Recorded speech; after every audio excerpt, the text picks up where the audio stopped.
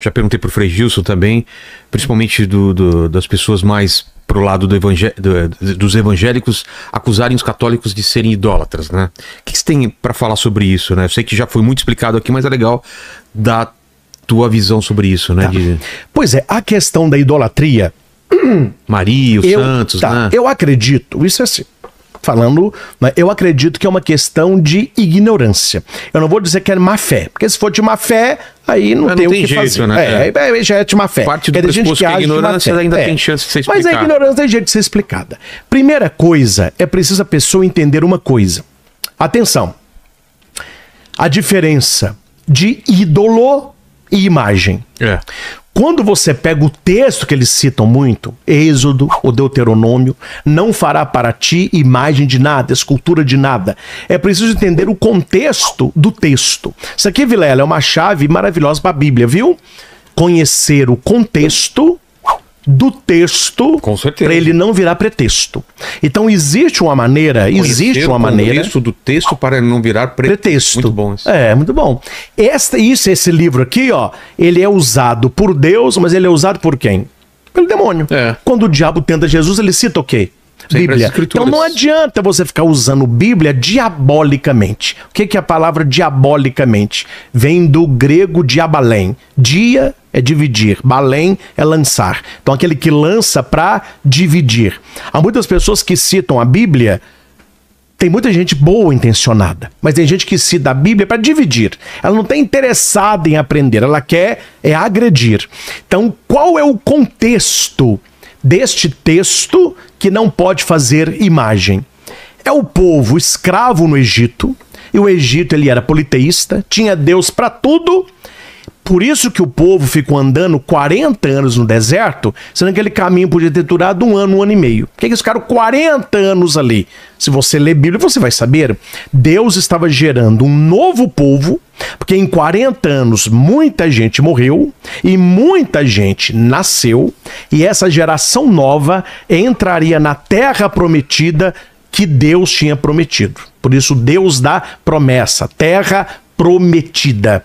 E qual era o ídolo que a Bíblia proíbe fazer? Os ídolos do Egito. Porque as pessoas cresceram ali. Então tirar o povo do Egito foi fácil, mas tirar o Egito do povo demorou 40 anos. E por que quando Moisés ele sobe para pegar as tábuas da lei, as pessoas fizeram um bezerro de ouro?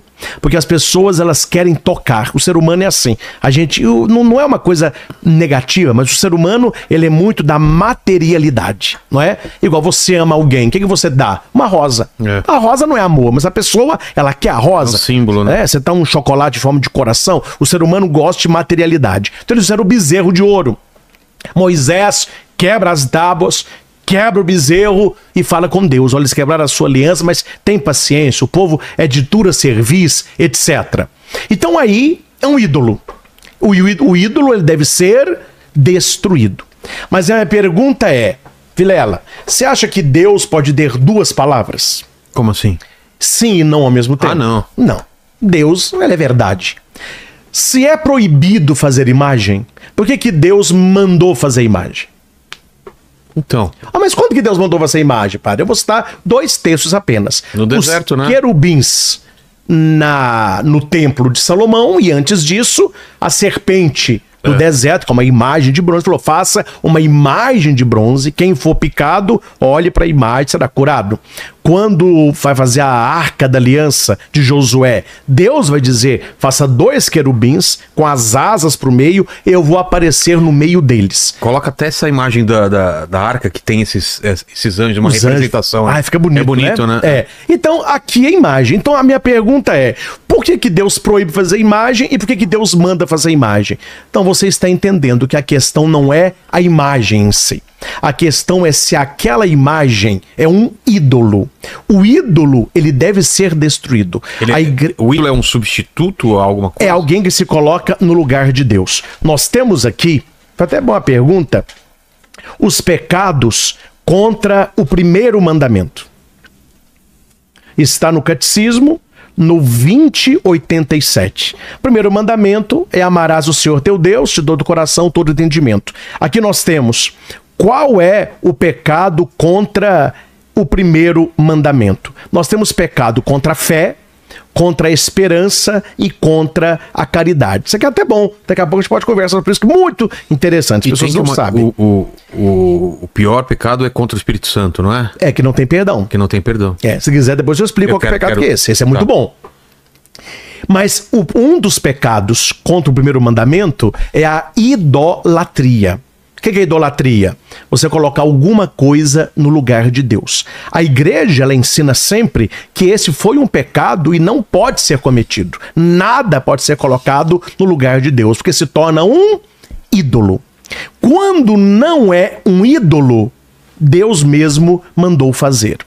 Agora que vem, Vilela, me entenda bem. Onde que eu pego aí que está a maldade? Porque aí pode ser uma maldade.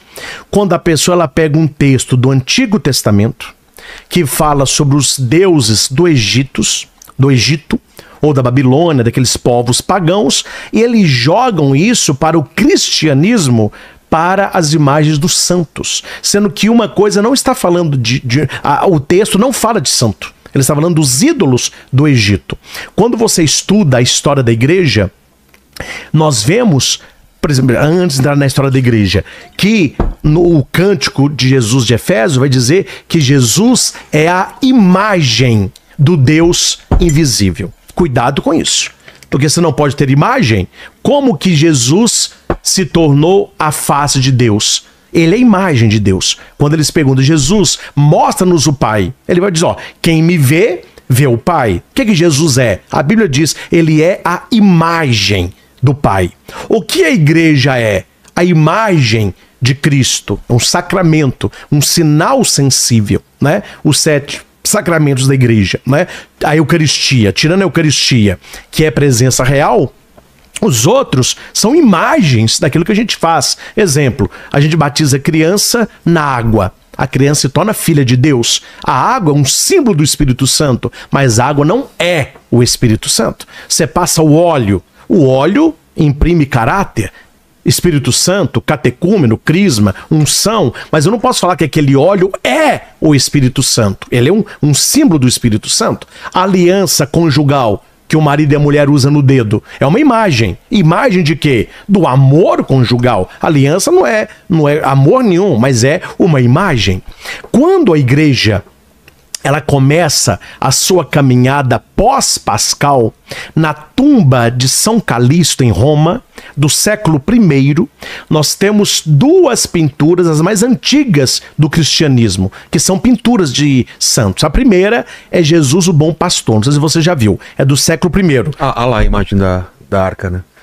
Está aí, ó. Reconstituição, né? Do que poderia ser, né? A imagem dos querubins, né? Isso aí é a reconstituição, muito bonito, olha lá. Legal, né? Mandou. Se você procurar aí, você acha imagem de Jesus Bom Pastor, século I. Você vai ver aí uma pintura. Tá. É um jovem com uma ovelhinha no ombro.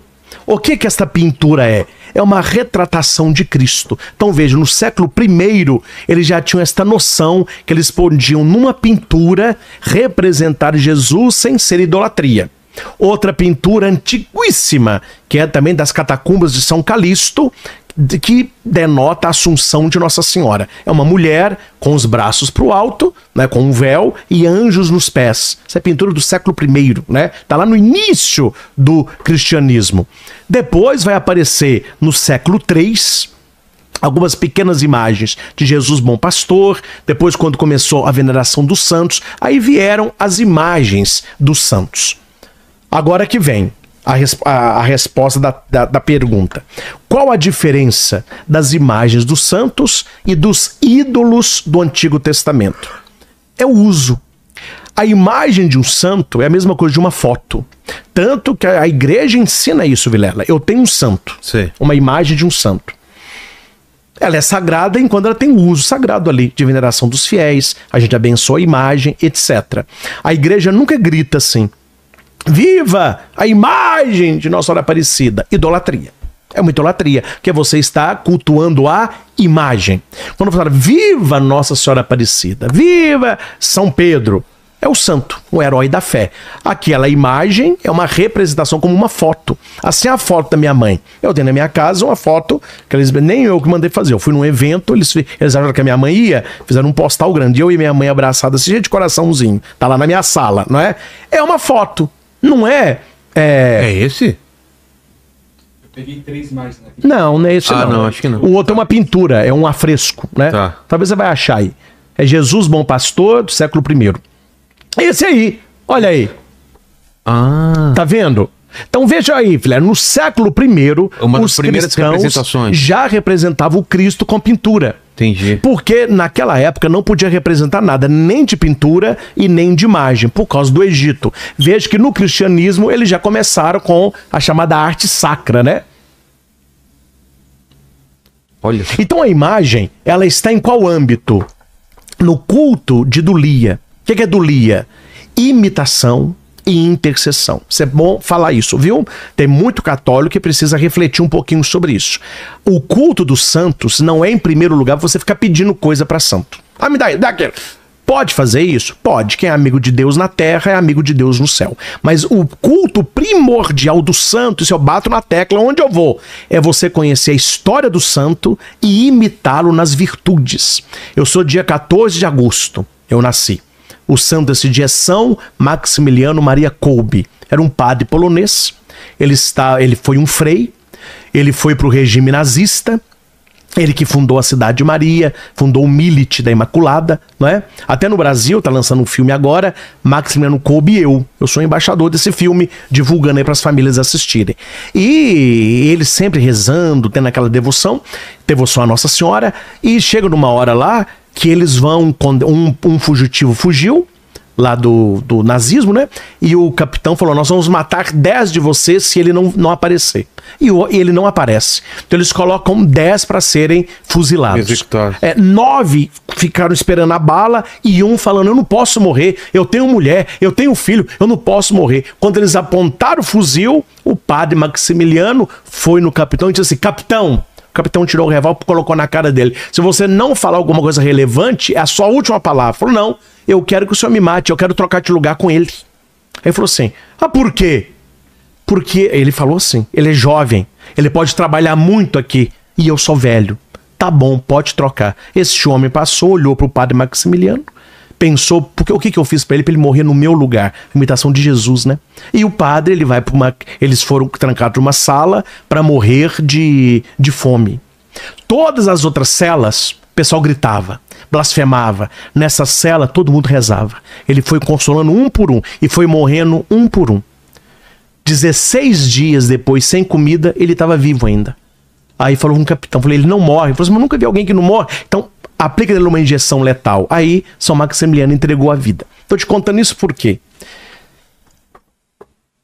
Posso até errar, mas conscientemente, Vilela, eu não me lembro, na minha vida toda, de ter pedido nada por intenção de São Maximiliano. Mas eu conheço a história dele e tento imitar as suas virtudes. Como padre, confessor, devoto de Maria. Esse é o culto da Igreja dos Santos. Eles colocam os heróis da fé e falam, ele conseguiu, você consegue. Eu lembro quando era criança que o pessoal fala, São Longuinho, se eu achar, dou 3 pulinhos. Você sabe quem é esse? Não. É São Longínios. É? É aquele soldado que furou o coração de Cristo. Porque eles falam, como ele era baixo, ele pulou para furar o coração de Cristo. Aí esse Longínios... E ele virou santo por quê? Porque na hora que o sangue de Cristo caiu no rosto dele, ele caiu e levantou os braços e disse, verdadeiramente este é o Filho de Deus. Ele se converteu ali.